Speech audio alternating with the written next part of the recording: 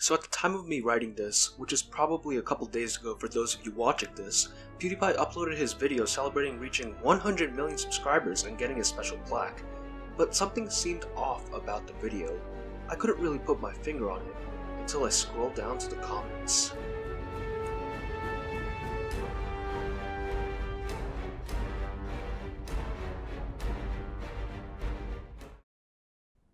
So as you probably saw, this entire situation revolves around a single corporation, ADL, or the Anti-Defamation League.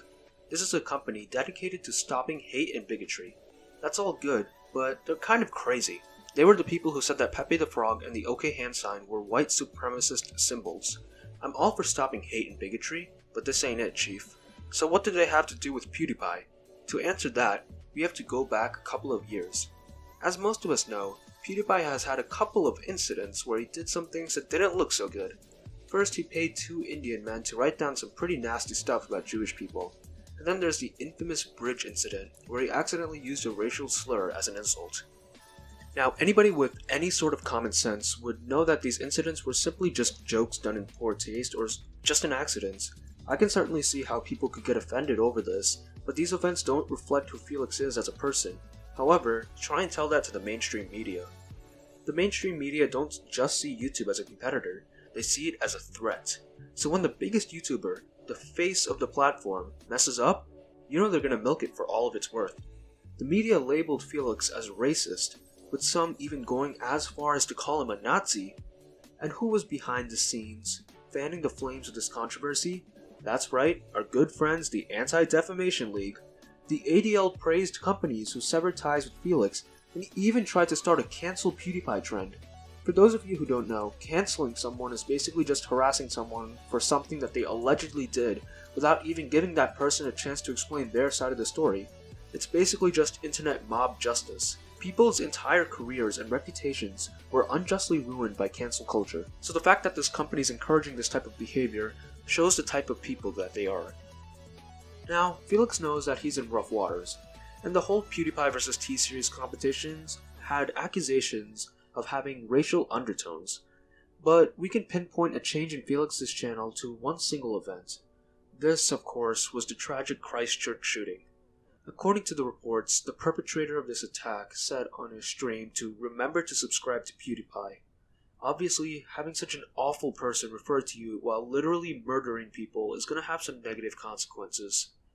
Felix went into full damage control mode, immediately ending the PewDiePie vs. T-Series subscriber race and apologizing on Twitter. And we also see a shift in his channel's content. Before, he did a lot of internet drama and even some real-world news, but afterwards his channel exclusively became memes and Minecraft. This was Felix's way of telling the world, listen guys, I'm making less controversial content, please don't try and take me down. And it worked to an extent. For one, the corporates in charge of YouTube started acknowledging him again after 2 years of basically ignoring him due to controversy. But it still wasn't enough. People, including the ADL, still spread lies about PewDiePie being a racist and that he's empowering other racists. So 6 months has passed, and PewDiePie finally hit 100 million subscribers, and he's got his special plaque. And then he made his commemoration video. These type of milestone videos are usually short and personal, but something was wrong with this one. Over a quarter of the video was dedicated to a sponsorship. The sponsorship was mainly for honey, which I guess is innocent enough, but it's still strange. Out of all the videos to put a paid sponsorship in, why the video which would become one of your most iconic videos, a video commemorating your greatest accomplishment on the YouTube channel, perhaps in all of YouTube history as well?